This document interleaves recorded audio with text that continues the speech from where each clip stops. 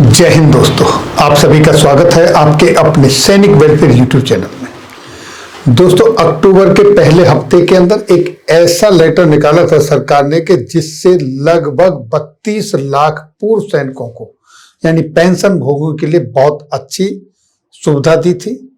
लेकिन उसके मात्र 2 हफ्ते के बाद ही उसमें एक और अमेंडमेंट किया गया है और वो अमेंडमेंट एक्चुअली में अगर देखा जाए तो दिवाली गिफ्ट है पूर्व सैनिकों के लिए, यानी 32 लाख पूर्व सैनिक और उनके आश्रितों के लिए।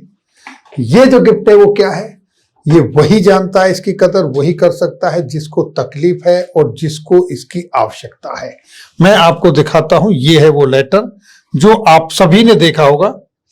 4 अक्टूबर को एक लेटर निकाला गया था गवर्नमेंट की तरफ से, जिसकी कॉपी सभी जितने भी हेडक्वार्टर से सबको दी गई थी, सारे ECHS पॉलीक्लिनिक रीजनल सेंटर को दी गई थी। इसमें क्लैरिफिकेशन दिया गया था revised guidelines for referral procedures, यानी 2020 का था, उसमें 24 का ये लेटर निकाला। ये दोनों रेफरेंस है और यहां पर एक अमेंडमेंट हुआ है। पहले मैं इसमें बता देता हूं क्या फैसिलिटी दी गई थी। मोटी मोटी आपको 1 महीने के रेफरल की जगह पर अब आपको 3 महीने का रेफरल दिया गया था। 75 साल से ऊपर की उम्र वाले पूर्व सैनिकों को सीनियर सिटीजन का जो बेनिफिट मिलता था वो 70 साल कर दिया गया था।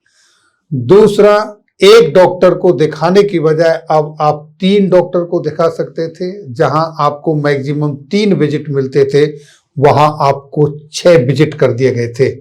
वहीं दोस्तों, इन्वेस्टिगेशन के लिए 3000 से ऊपर का जो इन्वेस्टिगेशन था सीनियर सिटीजन को छोड़कर बाकी को अगेन रेफरल के लिए पॉलीक्लिनिक आना पड़ता था। इस तरह का ये प्रोविजन था। लेकिन अब इसके अंदर जो अमेंडमेंट किया गया है वो 18 अक्टूबर को एक लेटर निकाला है और इसकी कॉपी ऑल ECHS पॉलीक्लिनिक सबके लिए दी गई है।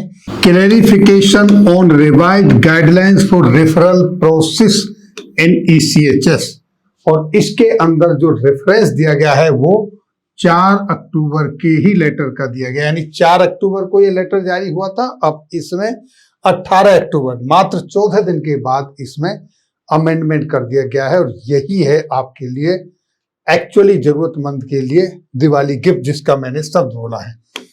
इसके लिए देखिए, प्रीवियस जो लेटर था पैरा 2C में इन्वेस्टिगेशन के संदर्भ में था, यानी कि अगर आपका कोई भी इन्वेस्टिगेशन 3000 या उससे ज्यादा कॉस्ट का है, जैसे आपका MRI है, CT स्कैन है, PET स्कैन है, कोई भी प्रोसीजर इन्वेस्टिगेशन है, तो उसके लिए आपको दोबारा पॉलीक्लिनिक आना पड़ता उसके रेफरल लेने के लिए। और उस समय पहले लेटर में सिर्फ वो सीनियर सिटीजन के लिए परमिट था, लेकिन अब A to Z जितने भी ECHS के लाभार्थी हैं उनको रेफरल लेने के लिए आवश्यकता नहीं है। यानी कि अब उनका उसी से वही हॉस्पिटल में जो रेफरल गया है सारा प्रोसेस, सारे इन्वेस्टिगेशन हो जाएंगे। अब उनको आने की आवश्यकता नहीं है। ये इसमें क्लियर लिखा है, it is clarified that as a measure to help veterans and not harass them to come back multiple times to polyclinic in the same referral, hospital में conduct all the test including CT scan, MRI scan, PET scan और any other investigation costing over 3000 rupees, यानी 3000 से ऊपर की भी अगर cost है उसके लिए भी। These tests have to prescribed by the super specialist of the empaneled hospital, जहां उसने दिखाया है, which have to be indicated and absolutely necessary, no unnecessary test to be prescribed or done. All this referral is valid for 3 months. Clear cut है, यानी 3 महीने तक आपका referral valid रहेगा और अब आपके 3000 या उससे ऊपर के भी जो टेस्ट हैं वो भी हो जाएंगे। आपको बार बार पॉलीक्लिनिक के चक्कर काटने की आवश्यकता नहीं है।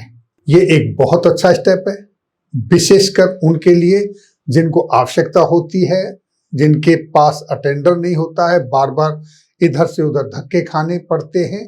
अब उनको इस तरह के धक्के खाने की आवश्यकता नहीं पड़ेगी।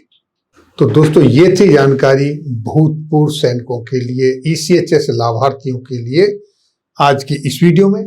फिर मिलेंगे आपके वेलफेयर से जुड़ी हुई किसी अन्य जानकारी के साथ अगली वीडियो में। तब तक के लिए जय हिंद, जय भारत।